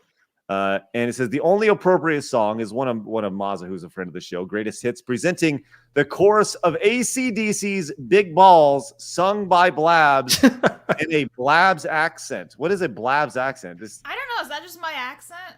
But first of all, the thing was, Kratos asked Mazza to sing the song, and he was like, AC units can't sing con, because he's Australian. And I'm like, AC/DC, need to know what AC/DC was. Oh, he didn't know what AC/DC was? He thought AC/DC was a... Air cons can't sing con. And I'm like, ugh. Okay, anyway. So can you sing? Do you have the song pulled up, Blabs? Are you ready to go? I mean, I'll sing the chorus bit, but I don't know what Blab's accent that is. So Just sing it as Blabs. Just sing it as yourself. I've got big balls. Okay, are we ready to go? Ladies and gentlemen, presenting Blabs. Hello. I've got big balls. No, sing it, Blabs. I don't know how this song is, though. I don't know this one. I've got big balls. That's how it goes. Good for you. I've got big balls. I've got big balls. They're such big balls, and they're dirty big balls. Ew. And he's got big balls, and she's got big balls, but we've got the biggest balls of them all. There you go. But we've got the biggest balls of them all. And that's going to live on the internet forever. You're welcome. Kratos, look at it right there. Let's get you on that wall, Big Daddy. Let's go. Let's put you over here. Right there next to Shams, right next to the skateboard. Is that like your $100 wall? Yes. Yeah, that's the big old wall of support, the periodic table of support back there, which is great. Which, Nick, feel free to steal that. Dev, you can steal that as well. Which is Are those all sticky notes? They are, yeah. Look at all my stickies I got. How many times do those fall off and you got to go put them back up? You know, the only one that I actually had to redo was, and I'll tell you exactly what it is. CEO, if you're watching, it's this motherfucker right here. That one fell off like 3 times, so I had to redo it. So asshole. What a dick. It's crazy. Look, guys, I appreciate you guys popping in. What a laid back, fun show today with some great moments on it. We're definitely going to put together a clip of the story of Second Wind here and put that on the channel as well. So everybody can go and support you guys, which is great. And I hopefully we have an opportunity to work together moving forward for sure. So turns out we worked together before. So I know. Camelot says, wait, why are you sitting? Listen, Camelot, my legs hurt. My feet hurt from standing yesterday. I'm going to stand back up for the gaming stream, which will happen a little bit later on the Side Scrollers Plays channel. Join us over there. Greatly appreciate that. Dude, let's go wrap this up with Trevor coming in with a member for 25 months. Says, is it fair to assume that Destin is likely not making any future appearances? I don't know. Destin can gladly make an appearance anytime. I'd love to have Destin on the show. Destin, who works at IGN, he used to work with me over at Screw Attack. I would love for Destin to come back on the show anytime. He is an open invite. Yellow Flash says, how much for Blabs to sing the first part of More Human Than Human? Oh, no. That's are you talking about all the moans and stuff, Yellow Flash? You're a sick, dirty man. You dirty dog. You dirty dog. Ridiculous. All right, let's get out of here, guys. Once again, I encourage everybody to go find Nick over at over on. You want them YouTube or Patreon? Where would you like us to send everybody? YouTube. We're trying to cross that 200,000 mark before we release our first video. Bam! Look at that. Hey, we're trying to cross that 60,000 mark by the end of the year. So we're gonna don't laugh. Don't laugh. No, I've been there. Like here's the fun part about the Escapist subscriber count was like we cycled through audiences, so we were like stuck at like 1.22 forever, and then I finally get that number fucking going up to 1.26, and now it's back to 1.1. What a bunch of idiots! I'm so mad about that. That's so dumb. And make sure you guys go and subscribe and check out Short Fat Otaku as well with I gotta change. 144,000. I gotta change that name at some point. It's a holdover from 2009, and I was doing anime. I gotta change it to something. All right, excellent stuff. Well, when you do decide to change it, make sure you let your audience know ahead of time. For sure. You can be the sister channel, the Second Wind, Breaking Wind. Oh, man, waiting for that one. Waiting for that joke right there. That's great. It's gonna happen a lot. Yeah, for sure. All right, guys. Nick, thank you very much. Dev, appreciate you having coming on, guys. Blab's way to speak today and speak strong like wood, strong like bull. Strong like bull. Sorry, strong like wood. Just so you know, there since you as you sang the song, you like big balls. There is a testicle festival out in Nebraska that you could go to. I'm good, thank you. Yeah, my dad told me about that one. It's a balls testicle festival. Wow. Oh, okay. Sounds like something we need to sponsor. Jar and be like, look at these, I got a jar of balls. Yeah, we need. Sounds like we need to sponsor that shit. Is it like the Fear Factor episode where they ate them? Is that what they do? Yeah, no, it's like it's all about literal test. You could look it up on Google. Testicle. Well, be careful about that. But testicle festival in Nebraska. All right, guys, hit the subscribe button if you're new. If you stuck around with us this long, come join us Monday through Friday at 11 a.m. Central Time for the best, most common sense video game show on the fucking internet right here every day, Monday through Friday, 11 a.m. Central Time. Hit the thumbs up button on your way up. Appreciate you guys popping in. Go subscribe to Nick's channel, obviously Dev's channel, and go support Blabs over on Kick as she looks at e-thoughts on a night-to-night basis, which is very weird. So very good stuff. Haven't done that in a month. Thank you very much. Whatever, you're itching. You can't wait to get going on that again. You want to come on once? Absolutely not. With that said, you guys have a great day. Remember, people are going to try to keep you down. Don't let them. You guys got a goal. Go get it. See you guys tomorrow. Have a great day. Bye-bye.